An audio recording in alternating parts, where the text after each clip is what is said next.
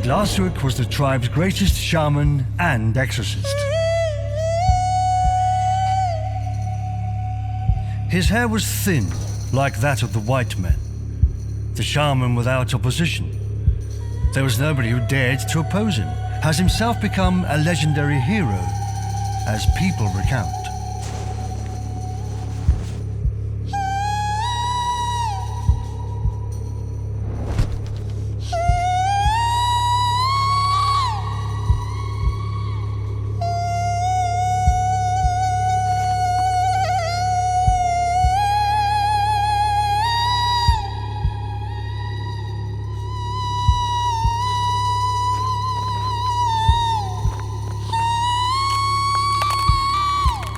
Once, Gridlasuk was on a hunting trip with an orphaned boy.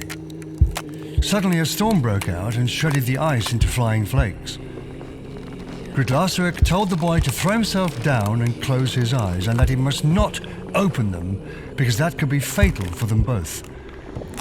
The boy threw himself onto the sledge, and his eyelids were as if they were glued together.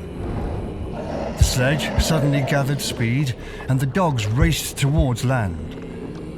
The boy became curious and opened his left eye just a little.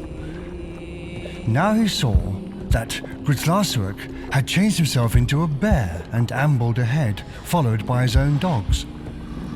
All at once, one of the sledge's runners fell through the ice, and the boy almost drowned. The boy immediately closed his eyes again. They drove further forward until the dog suddenly stopped. Gridlasuk said, "Get up and look around." The boy saw that the shaman had returned to his own form and now stood beside the sledge on land. And when the boy looked back over the way they had come, he saw that it had become a foaming sea.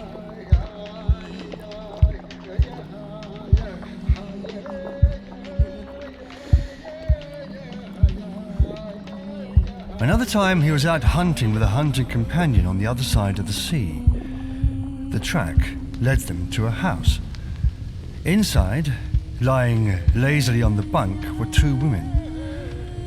Gridlasuk's hunter companion suddenly felt strongly attracted to one of the women and jumped up to her, and she covered him with her eiderdown.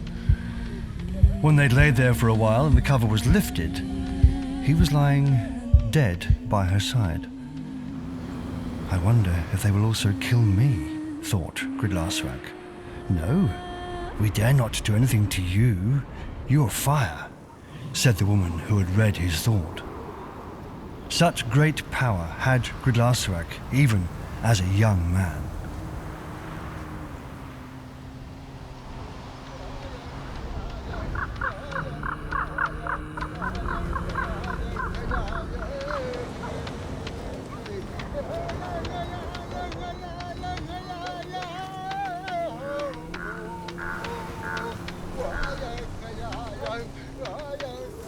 Ever since Gridlasuk had heard that Inuits were to be found on the other side of the sea, he had never been able to rest.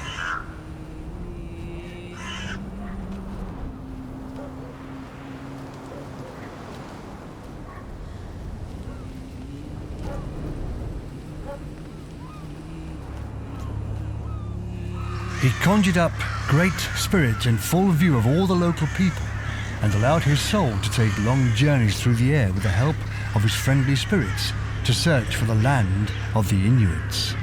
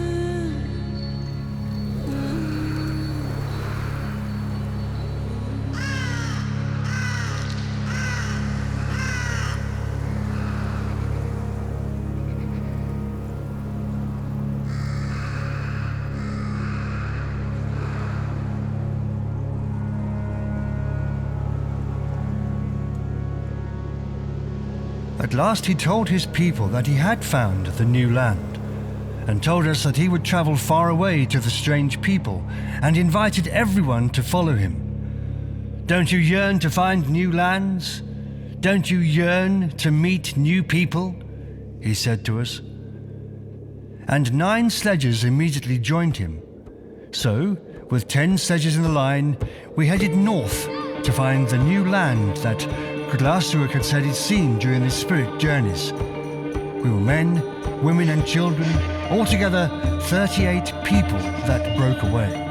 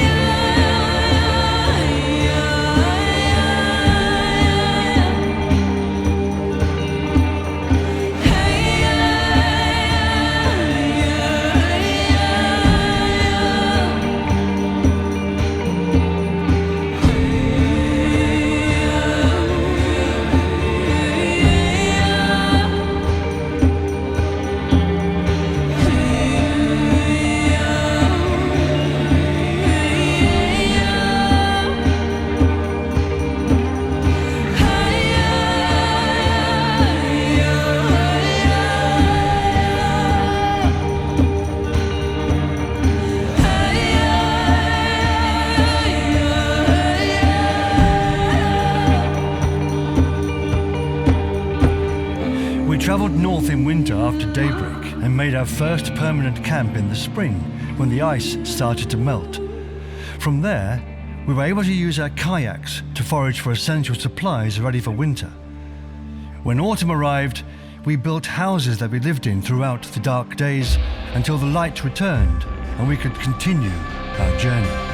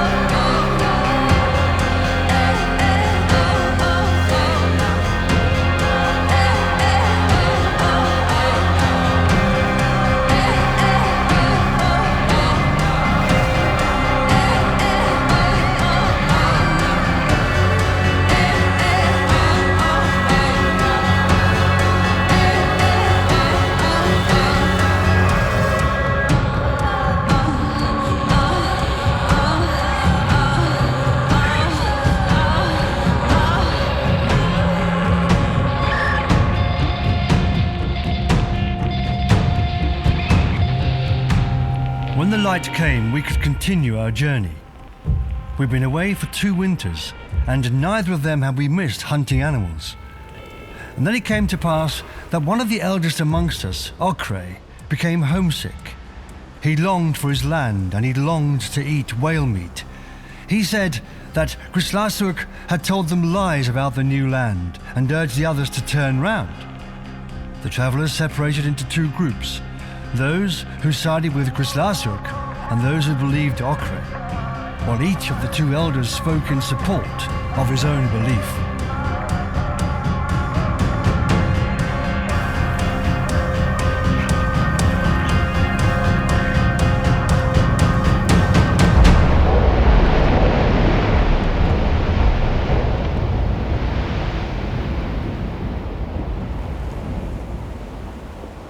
conflict ended with 5 sledges turning around while 5 continued. 24 people turned round while 14 continued, and among them was Okre's own son, Minik. Grzlaswick insisted that it was not far to the new land, and he urged us to hold on.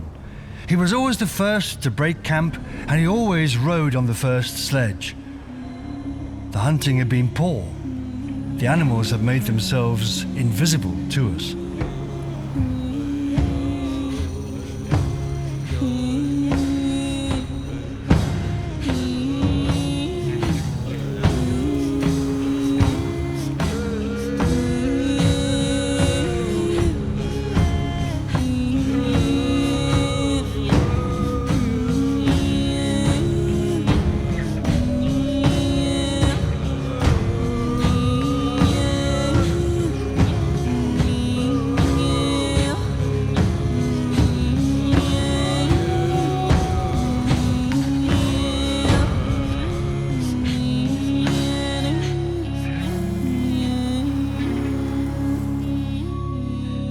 Where the sea narrowed to a small stream, Grzlaswick made camp and invoked the spirits. His soul flew over the sea while his body remained behind, lifeless.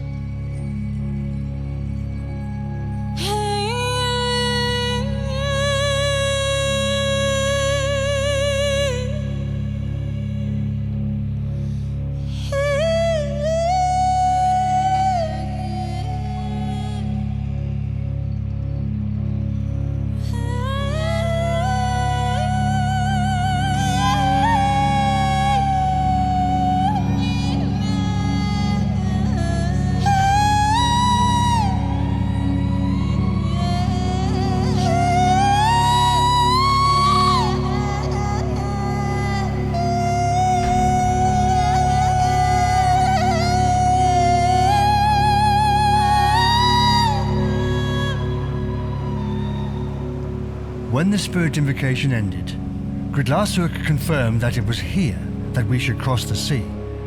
On the other side, we would meet people, and everyone obeyed him because we knew that he understood things hidden to others. So, we crossed the sea, which was covered by ice, and made camp on the coast. On land, we ran into a large herd of reindeer and had plenty of meat.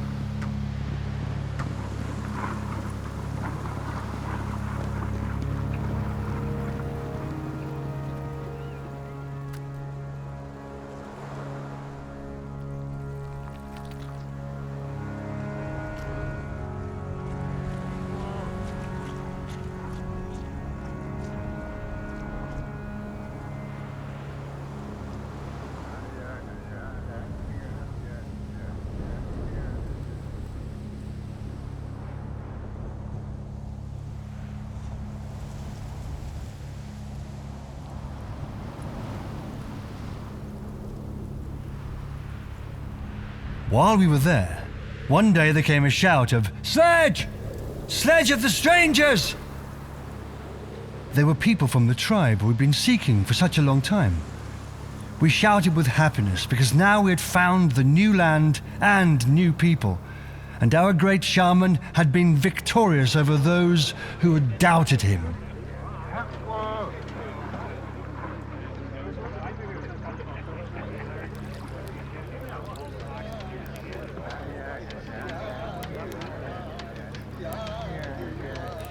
We taught these people many things.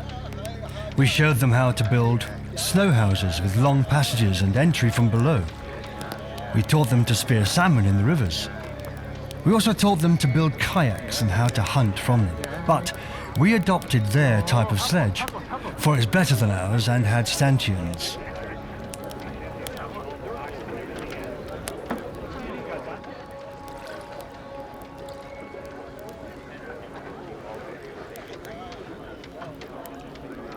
All the new people accepted us among them as relatives, and we remained there for many years without thinking about returning home. But so was it that old Grzlaswick again yearned to take a long journey.